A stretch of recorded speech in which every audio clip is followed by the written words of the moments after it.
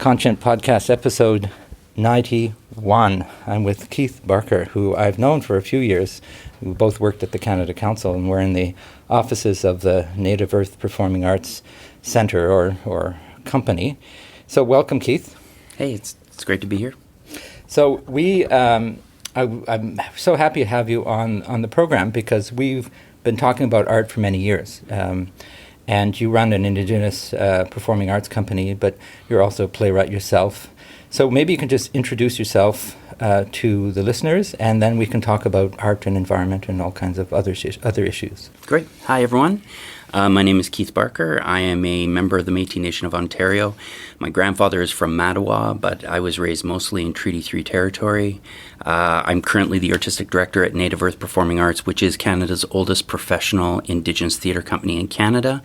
And we are here in Toronto, right in Regent Park, in the Daniel Spectrum building. We have one of the very few urban Indigenous theatre spaces here in Aki Studio in Canada, which is, amazing fact, but also a really sad fact that there's not so many Indigenous-run theatre spaces in this country. What else can I say? I'm a playwright. I started off as an actor. I'm also a playwright, and I've been in this job for 5 years now. Mm-hmm. So yeah. Well, before that, you were at the council working in theatre before it all changed and creative. I was there for the transition. Right. Yeah. That historic moment when the council created the Creating, Knowing and Sharing program. We won't get into all that, but it was an interesting time. I'm interested in your thoughts on art and environment, the climate crisis in particular, but how do you approach it as an artist and as an artistic director? Because inevitably in your programming, I'm sure it's a concern. Yeah, I mean, it's an interesting thing that it's something that's on people's radar now. I mean, so much of the work that I was an artistic associate at Native Earth in 2008 under Yvette Nolan for 2 years. And we were talking about land and about global issues and around, the global crisis in terms of, getting land back and looking at, these pipelines and stuff like that. Like, people were fighting on the land, have been fighting on the land for so long that it's just part of a lot of people. We work with artists from coast to coast to coast, Indigenous artists from different communities, and everyone brings their story in of their clashes with government and with big corporations. And we were in Banff a couple of years ago for the global, we had this global warming conference. And one of the scientists said to us is that Indigenous communities, there is an Indigenous community within 50 kilometers of every major mining extraction in the world, which just goes to show how close we are in terms of communities that are coming up against this and people getting sick and water being, polluted and trees being cut down and natural habitats. And, so many artists bring these stories to theater, and we see it from out in, Vancouver or up in the north, people just talking about these issues. So to me, it's like, I feel like it's been present for so long that it's just part of our dialogue, but it's starting to really, really, like, whereas we used to talk about the warnings, now people are talking about the impacts. And that's becoming the sad reality of some of the theater I'm seeing.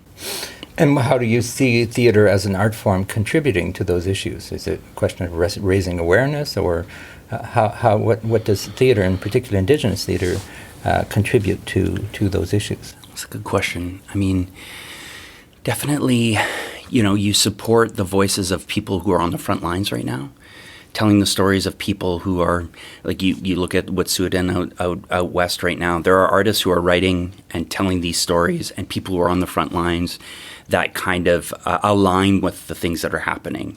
People, we had a stage manager who just stage managed one of our shows, who was an ally, not an Indigenous person, go and stand on the tracks in protest here in Toronto, and was arrested and had to go through court or whatever, was one of the protesters. So to me, is like, not only is the work talking about what's happening now, it tends to also be the people that are in those shows are also people are going back to their families and back to their communities to fight, to stand on these lines, to put their bodies in front of these things. So that's one of the things. But, theater tends to, like, someone writes a play, my second play took 5 years to write. And so there is this push right now to get voices out there now and the immediacy. And so I'm seeing lots of people engaging in cabaret. Things that they can speak about the issues, talk about the things they want to talk about in a real time, real moment, rather than a play development over 5 years that is talking about these things. I mean, there's still lots of work that people are talking about global issues that 5 years from now are still going to be very relevant. But there's a shift in terms of how people are engaging with immediacy. Of course, there are podcasts and there's, like you say, cabarets and monologues and all kinds of art forms that are all perfectly legitimate.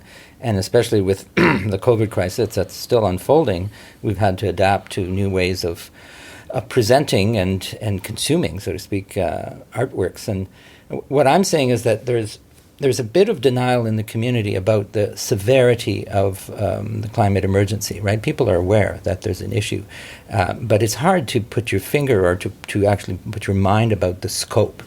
And so there's both anxiety and a difficulty. And what I've noticed is that you're right, that artworks can, especially those that are dealing directly with the frontline workers, people who are affected, it can really sensitize and bring people into a new experience, which can literally, and I mean it, transform people's outlook, and then they change. They see a play, they read a book, and all of a sudden they get it, or they are moved. So in your programming in the next few years, I assume there will continue to be a sensitivity to a range of issues. And I'm interested in your point of view as an artistic director of an Indigenous theatre company. What kind of works are you looking to program in the future that not necessarily address climate emergency, but are addressing the issues that are important to Indigenous people today? These are questions we're constantly asking ourselves. So what does the work look like? How do we address this? How do we always say that the idea of, like, sometimes we're serving the work and sometimes we're serving the artist. And to serve the artist is to serve the community that is supporting them and to tell those stories. And so, lots of the programming it's an interesting idea of, like, people are telling these stories that are complicated. And, Yvette used to always say that people call it the dark cloud of Indigenous theatre, because they're telling stories that are difficult to sometimes, like you said, they cause people get worried, people get scared. They're difficult things for people to sit through. I never want anybody, like, when we have a young writers program called the e91 program. We have all these, and I say just young writers, someone could be in their 40s and be new to playwriting. But the work that's coming out and the things and the issues they want to engage with is all land-based. Like, we just did our festival, Wasaga Festival. It was all about land-based dramaturgy. It's all about, like, getting back to the land and speaking on the land. And when you're on the land, then you also see the things that are happening on the land, the communities that are affected by these things. And so the actual artwork returning back to the land is actually then reflecting what is actually happening right now. Like, from lack of snow to forest fires. Like, we had an Indigenous artist just recently talk to us about a piece, and they're just looking at this widespread, like, thing that no one's talking about, is these wildfires that are happening that are just taking out whole provinces. And we come to fire season, and it's unlike it hasn't ever been before. And how that affects people. Like, we had the artistic director of the National Arts Centre, Kevin Loring, his family's from Lytton, BC, and they wiped it all out. Like, the forest, the fires completely wiped out that community. And so he has a company, they're Savage Society, and they've switched from being a company that does community-based theater work to being a support. Like, they're handing out money, the people are donating to them to then support those people. And so to me, it's like Kevin's talking about what is the next story he's going to tell. I think we're all aware of what story he's going to want to tell next, or that he wants to support those stories that are talking about the things that, the repercussions of some of these decisions around, we just had this the world just met to talk about the global crisis, and we came away with not quite what is actually needed. They said this is the line of where we need to be, and they just reached underneath it. And so to me, it's like, we're going to continue telling these stories. The artists keep coming to us and telling these difficult. And I keep going back in my head. Why I keep pausing is because so many artists are in this space right now where they feel they need to educate. And to me, it's not education. It's telling a really good story. I keep telling my artists anyway, and that's the way I look for stories that are not there just to educate people. What they are is if I tell a really good story and it happens to be about the global crisis, about global warming, and about the effects on community, if I get your heart, then you're going to go forward and look at other things. You're going to start doing some research. He's like, I want to look into that. And so to me, it's like, I always tell people, tell a really good story and get them on your side. And then they'll go and do their own work, as opposed to like, these are the 7 things that are happening in the world right now due to global warming. And it's like, when people feel that, they immediately start going to their shopping list or the things that they're going to do, or if they feel they're being lectured. But if you tell them a really good story, they're going to be engaged in the story. Their heart's going to be in it. They'll have a nice little cry, or they'll get angry, and they'll walk out of that theater and they will feel empowered to do something, or maybe empowered to read something, or to reach out to an MP and say, I got to do something. Like when it's really good theater, I'm standing in the lobby here, someone comes out and they're immediately going like, we got to do something about this. And that's when I know we're engaged in a conversation. That's when the art is working for me, is when someone comes out invigorated by something. And that's the thing we need to be I took this course in the fall, and they talked about the Truth and Reconciliation Committee in Peru. That was just talking about the atrocities that had happened, and the government was trying to do truth and reconciliation. And they brought artists into those communities to engage with them before the Truth and Reconciliation showed up. So the artists were actually hands-on in those spaces, talking to people and animating their stories. And then when the Truth and Reconciliation Committee came in, people were more ready.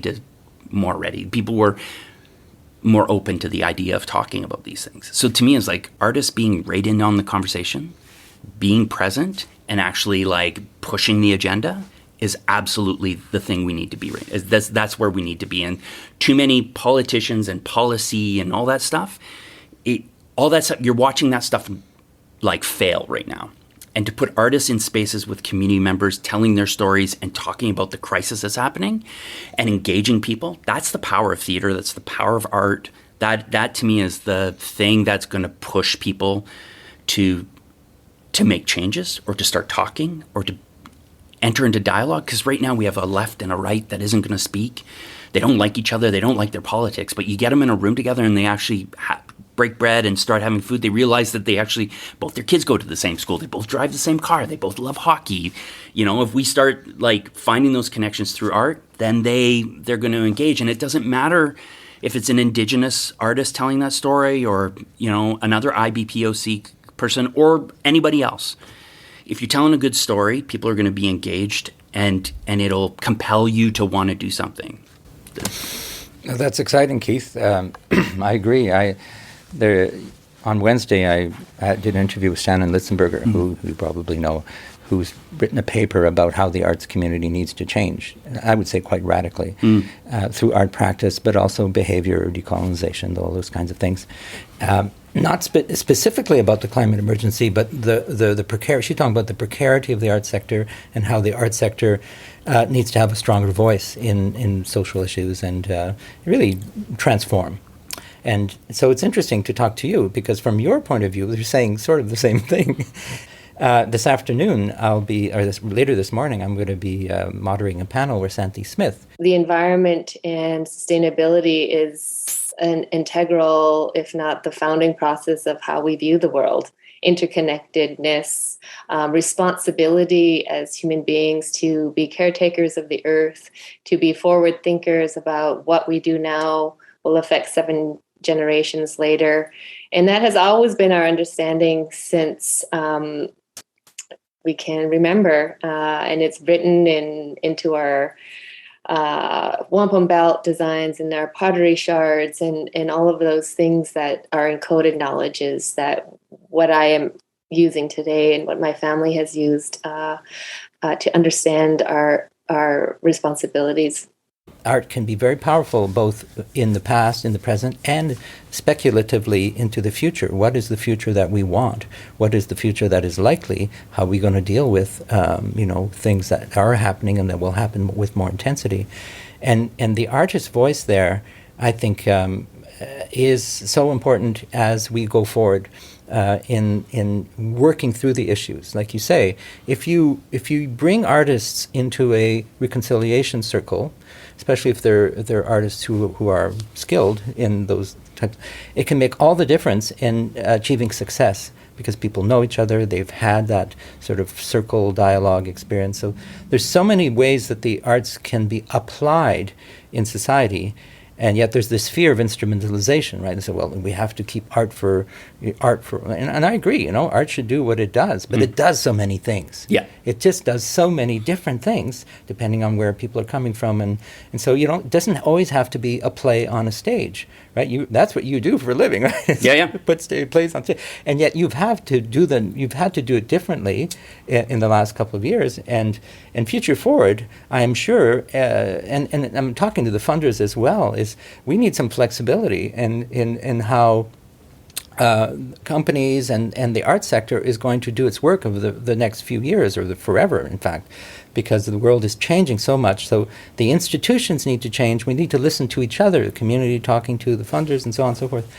And I'm sometimes a little bit hopeful about our future, though when I look at the reality of the challenges that we face, I get quite discouraged. How do you feel? Do you have any sense of what the future could and should look like? I mean, that's another big question. I think when this pandemic hit, I saw the precarity. Like, I was an artist.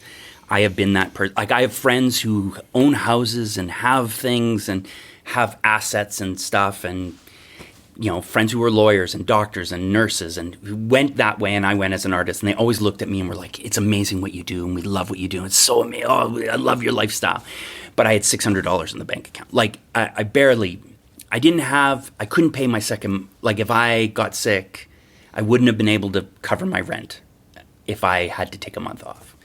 And that was always, and in this role, I see that. And then it was exposed. Like, I was just on a big call with a bunch of theater companies in Ontario, and they were all saying is like, the biggest loss is going to be the artists, because we have not supported artists, because the systems aren't in place for those. When everything closed up and all that work dried up, though, I had an artist here in Toronto who's like, I can't afford rent in Toronto. There's no rent control. There's no, there's no supporting of that.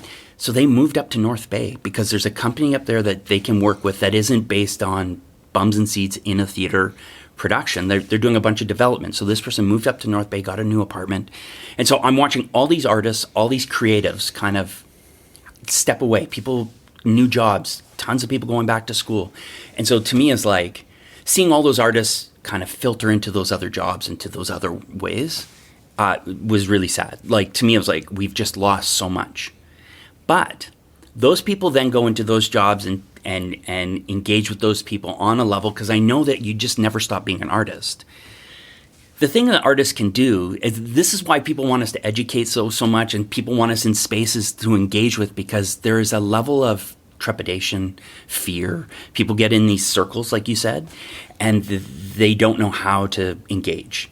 And oftentimes artists step into those spaces and relieve that moment, make it easy, allow people the opportunity to engage when they want, because the artist steps into those spaces. And if those people filter all those jobs, that's the exciting thing, is those people are going to be in positions where they're going to impact and say, I was an artist for 20 years, professional artist in Toronto. It's the greatest decision I ever made. I had to transition because of COVID, but this is what it is. And so if more people see that there's a reality of like what arts is and the impacts it can have, that to me is a super exciting outcome of this, if people have to leave the industry. And the other thing I would say to you is like the article around Peru that was talking about truth and reconciliation. That was the whole thing. People were scared to engage with this Truth and Reconciliation Committee. And so artists were brought in to ease their fears. to talk to them, to find the humanity and the importance of what that is. And that's what artists can do right now in terms of the fear around global warming and what can we do. And, lots of parents and lots of people be overwhelmed with that idea, is that artists to ease saying it's the little things. We need to start doing the little things. We need to do this. Like you and I, when we were there, we had a scientist say to us, we can give everyone all the data. We've been doing it for years and no one's listening. It's your responsibility as artists to create something so they hear it. Like we can give them all the data.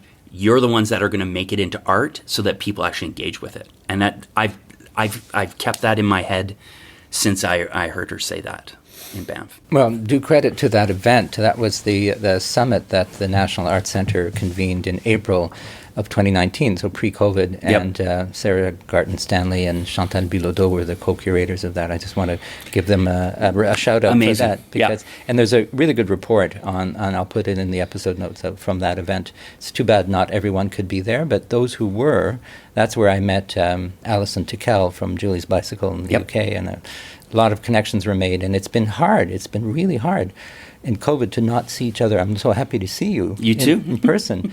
And there's always a risk in impersonal contact now, but we do everything we can to be safe, but we also have to live our lives and go to plays. I'm going to a play next week in Ottawa, and I'm so excited about that, reconnecting with that live experience. And yet here I am creating a media piece, because I also listen to podcasts when I run or when I'm doing the dishes. So me too. There is that combination of media relation to art and culture and the live experience, and we're figuring that out. And I think there's a lot of potential for us to enrich the in-live experience and to expand it with technology in ways that are... It's also accessibility. Mm-hmm. Like so many people, especially within the communities we work with and the artists who come from other communities whose families are not going to come to Toronto to see their shows. That's been the biggest impact for us that we've seen, is the response, people saying, I could share this with my family. The accessibility options. Like if live theater should always be alive, and I will advocate for that. And I love being in a theater with a bunch of people. It's one of the few places in the world right now where you all have to turn off your cell phones. Like we don't even watch TV now without our phones in our face. Like the idea of like being in a live space, even at hockey games or whatever, people are still engaging in their media. A theater, turn it all off. We all breathe together looking at the thing we need to watch in a room together. Like that is such a rare thing in the world now, that's the power of live theater. But these things, these podcasts, these recordings and all that, that's just the way we can engage with an audience beyond, so that maybe they then want to come to a live theater production. I mean, I feel like the opportunity is endless. Like it's really exciting. We're almost out of time. I have to get downstairs to the panel. Is there anything else you wanted to share with us, Keith? Well, I did. So Chantal asked me to write. I wrote a 5-minute play for the global. What is it? Climate Action Theater. Yeah, Climate Change Theater Action. That's right. Action Theater. Yeah. So So I wrote. I had seen it, and we had done a presentation of a bunch of. They're like short little plays. And we did it for our festival one year. It was Corey Payette, Yvette Nolan, Yolanda Bonnell, and I think it was Jimmy Blay. And so we showed their 4 pieces, and each one dealt with climate issues. And it was just a short little play. And I was like so excited about it. I was like, I want to write one. And so they asked me to write. They said, we'd love you to be part of the 2021 version. And so if you go to their website, I get all these indications of, like, someone in Hamburg, Germany is doing a reading of my 5-minute play. It's called Apology My, and then someone in Perth, Australia, and someone, like, you can look at a world map and see where all these people are engaging in the climate crisis through these little plays of, like, they're hosting these little plays and then having a larger conversation. And if there's any, like, you want to have faith in art, it's like students to, like, seniors to, like, people in their homes with friends. Like, it can be anywhere. They say you can do it in a theater, you can do it at your house, you can do it out on the lawn at the university. And I'm just seeing so many different communities put on these plays. And there's I think there's 100 plays. Like there's so many. Like I got a PDF of all these plays and I've read a bunch of them, and each one is very different from different voices from all around the world, all talking about, the climate crisis in a way that, then people can just engage. And it isn't like someone has to go for a 2-hour play.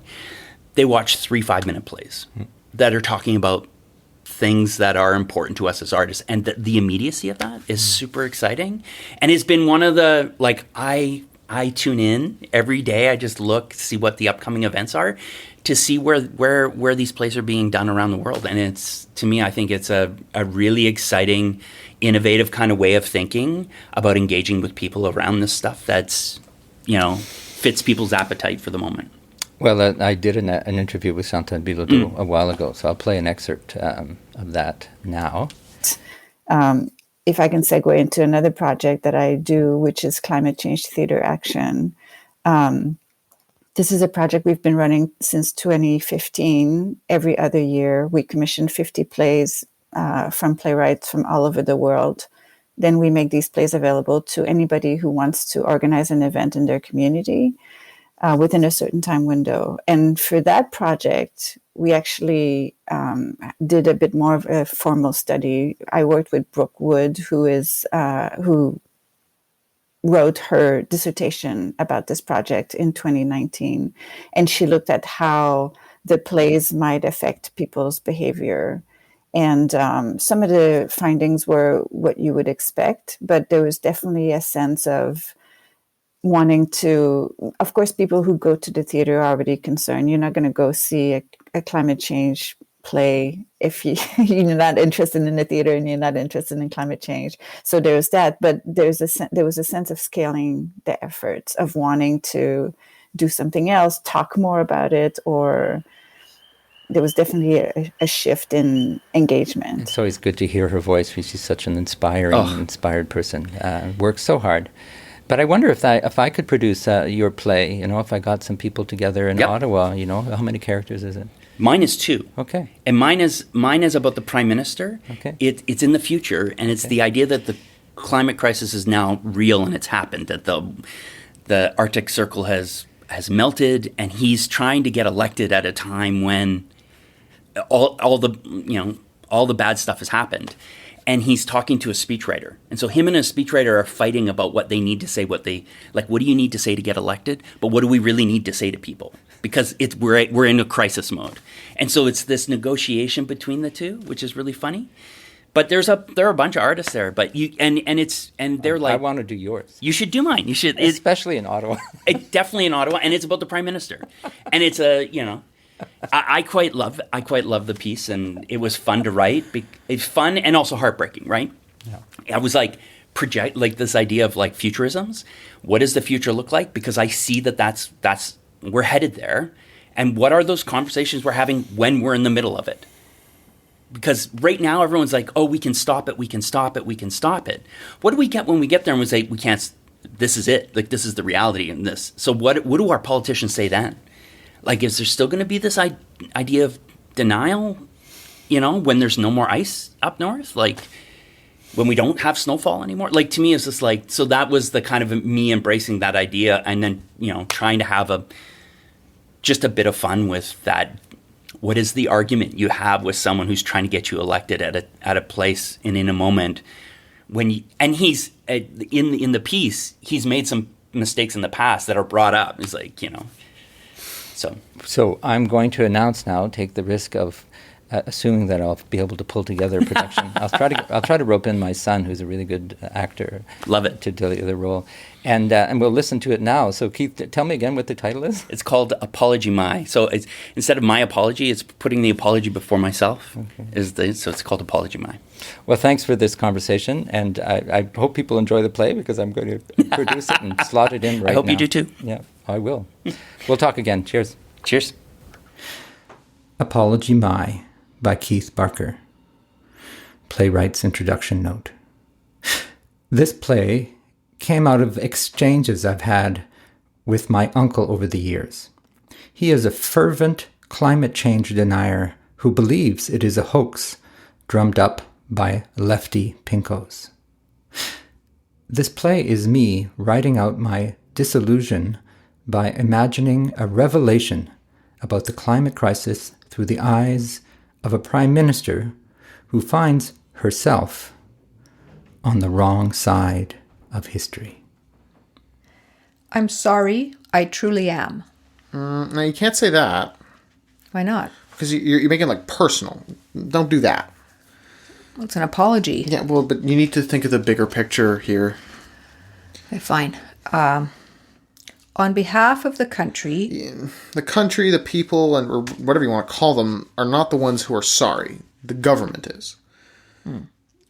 On behalf of the party... Whoa, whoa, whoa, whoa, whoa, whoa. It's not one party's fault, okay? It's every party's fault. You got that? Mr. Speaker, I stand before you today to offer an official apology. There you go. The denial of climate change is a sad and regrettable chapter in our history. So I like the chapters. This was a sad chapter, but this is a new chapter. In the last 150 years, populations were introduced to widespread electrification, internal combustion engines, the car, and the airplane. Sweet. Keep it in the past, stay away from the future. This massive shift to fossil fuels exponentially increased material prosperity and measures of well-being. But we were wrong. We're never wrong. It was a mistake. Yeah, mistakes are just as bad as being wrong. Neither of them are going to get you votes. It was regrettable. Better. We are past the tipping point of climate change. Now we must deal with the full consequences of government failure. Way too negative. Now we must deal with the consequences of inaction and a multi-generational culture of denial to maintain the status quo.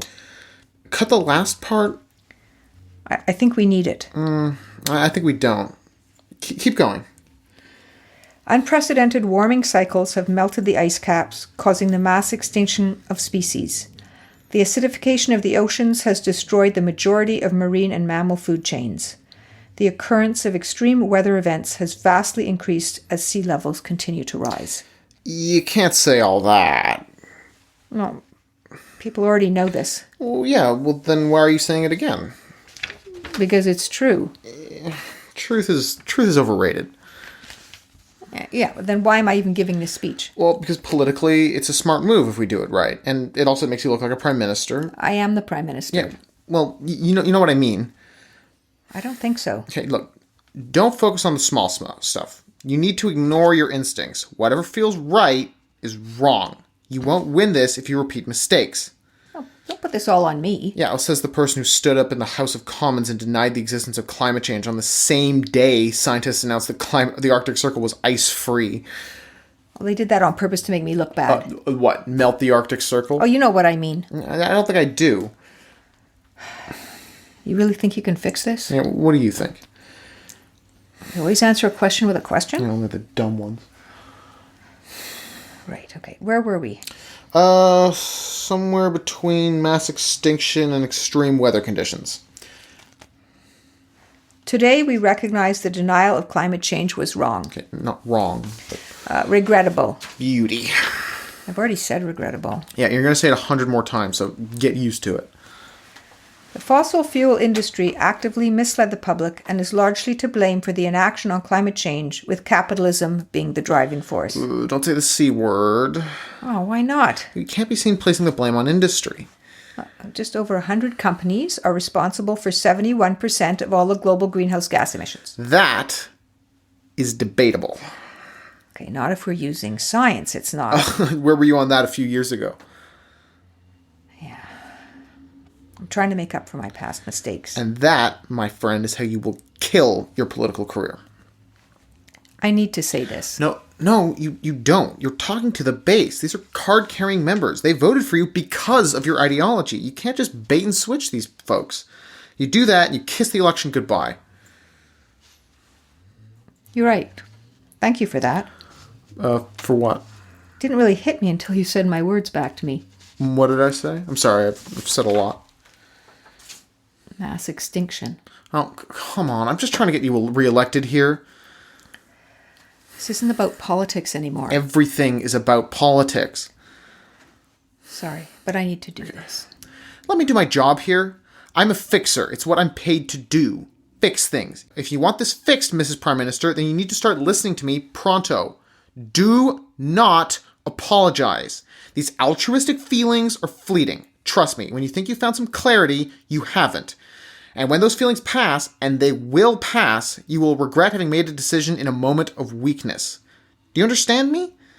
Perfectly. I think you need to go. You're making a big mistake. Maybe, maybe not. Let me help you. No, I think you've helped enough. Now, if you'll excuse me, I've got a speech to write. Last chance. Really? Hey, fine, it's your funeral. Hey, you know what? I was going to vote for you anyway. Oh, you broke your own rule. And what is that? Don't make it personal.